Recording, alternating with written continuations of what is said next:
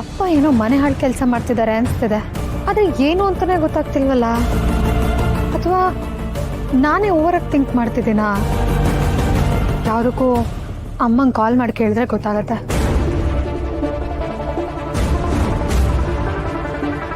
ಅಲ್ಲ, ಅಮ್ಮ ಎಲ್ಲಿ ಹೇಳ್ತಾರೆ? ಚಿಕ್ಕಮ್ಮನೇ ಕರೆಕ್ಟಾಗಿ ಹೇಳ್ತಾರೆ. ಚಿಕ್ಕಮ್ಮಂಗೆ ಕಾಲ್ ಮಾಡೋಣ.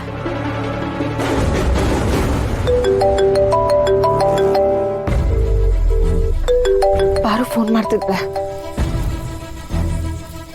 ಹೇಳಮ್ಮ ಪಾರು. ಹಲೋ ಚಿಕ್ಕಮ್ಮ, ಹೇಗಿದ್ದೀರಾ? ನಾನು ಚೆನ್ನಾಗಿದ್ದೀನಿ. ಯಾಕೆ ಚಿಕ್ಕಮ್ಮ ಡಲ್ ಆಗಿದ್ದೀರಾ?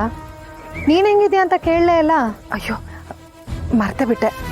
ನೀನು ಹೇಗಿದ್ಯಮ್ಮ? ನನಗೇನಾಗಿದೆ ಚಿಕ್ಕಮ್ಮ? ಒಳ್ಳೆ ಮನೆ, ಒಳ್ಳೆ ಗಂಡ, ಒಳ್ಳೆ ಸಂಸಾರ, ಸೂಪರ್ ಆಗಿದ್ದೀನಿ. ಆದರೆ ನೀವು ಹೆಂಗಿದ್ದೀರಾ ಅನ್ನೋದೇ ಮುಖ್ಯ. ಒಳ್ಳೆ ಮನೇಲೇನೋ ಇದ್ದೀರಾ, ಆದರೆ ನಿಮ್ಮ ಮನೇಲಿರೋ ನಿಮ್ಮ ಯಜಮಾನ್ರು ಒಳ್ಳೆಯವ್ರಲ್ವಲ್ಲ. ಬಿಟ್ಟು ಅನ್ನಮ್ಮ, ಅವರು ದೇವರಂತವ್ರು.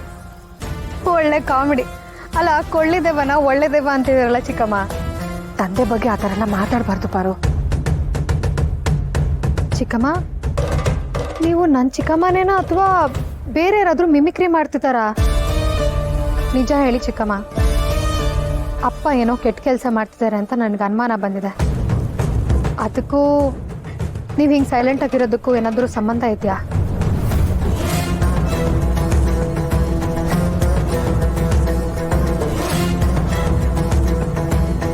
ಹಲೋ ಪಾರು, ನಾನು ಅಮ್ಮ ಮಾತಾಡ್ತಾ ಇದ್ದೀನಮ್ಮ. ನಿಮ್ಮ ಚಿಕ್ಕಮ್ಮನಿಗೆ ಏನು ಕೇಳಿದ್ರು ವ್ಯರ್ಥನೆ. ಯಾಕಮ್ಮ? ಚಿಕ್ಕಮ್ಮಂಗೆ ಏನಾಗಿದೆ? ಅವಳಿಗೆ ಏನಾಗಿದೆ ಅನ್ನೋದಕ್ಕಿಂತ ಯಾರಿಂದ ಆಗಿದೆ ಅನ್ನೋದು ಮುಖ್ಯ. ನಿಮ್ಮಪ್ಪ ಅವಳನ್ನು ಹೆದರಿಸಿಟ್ಕೊಂಡಿದ್ದಾರೆ ಕಣೆ. ಅದಕ್ಕೆ ಒಂದು ಮಾತು ಆಡ್ತಿಲ್ಲ. ಅವಳ ಬಾಯಿಗೆ ಹೊಲಿಗೆ ಬಿದ್ದಿದೆ. ಅದಕ್ಕೆ ನಾನು ಹೇಳ್ತಾ ಇದ್ದೀನಿ, ನನ್ನ ಮಗಳು ಬರ್ತಾಳೆ, ಆ ಹೊಲಿಗೆ ಬಿಚ್ತಾಳೆ ಅಂತ. ಒಪ್ಕೊಂಡೆ. ಪಾರು ಅಮ್ಮ ಅಂದರೆ ಹಿಂಗೆ ಇರಬೇಕು. ಆದರೆ ಅಮ್ಮ, ಅಪ್ಪ ಏನೋ ಮಾಡ್ತಿದ್ದಾರೆ ಅಂತ ಅನ್ನಿಸ್ತದೆ. ಏನು ಅಂತಲೇ ಗೊತ್ತಾಗ್ತಿಲ್ಲ. ನಿಮಗೂ ಇದೇ ಥರ ಅನುಮಾನ ಬಂದಿದ್ಯಾ? ಆ ಮನುಷ್ಯ ಯಾವತ್ತು ತಾನೇ ಒಳ್ಳೆ ತಂದಲ್ಲಿದ್ದಾನೆ ಪಾರು. ಮಾಡೋದೆಲ್ಲ ಅನಾಚಾರ, ಬಾಯಿ ಬಿಟ್ಟರೆ ಗಾದೆ. ನೋಡಿದವರು ವೀರಭದ್ರನ ಅನುಭವದ ಮುಂದೆ ನಾವೇನೂ ಅಲ್ಲ, ಶೂನ್ಯ ಅನ್ಕೋತಾರೆ. ಆದರೆ ಈ ಮನುಷ್ಯ ಅದನ್ನೇ ಬಂಡವಾಳ ಮಾಡಿಕೊಂಡು ಅನ್ಯಾಯದ ಮೇಲೆ ಅನ್ಯಾಯ ಮಾಡ್ತಾನೆ ಇದ್ದಾನೆ. ಇತ್ತೀಚೆಗಂತೂ ಅವ್ರ ಮಾತೇ ಬದಲಾಗಿದೆ, ನಡವಳಿಕೆನೂ ಬದಲಾಗಿದೆ.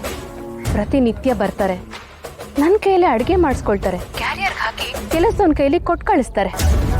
ಆ ಊಟ ಎಲ್ಲ ಹೋಗ್ತಿದೆ ಅಂತ ಗೊತ್ತಿಲ್ಲ. ಅವನನ್ನು ಕೇಳಿದ್ರೆ ಯಾರೋ ಬರ್ತಾರೆ, ಇಸ್ಕೊಂಡು ಹೋಗ್ತಾರೆ ಅಂತ ಹೇಳ್ತಾನೆ. ನಿಜಮ್ಮ.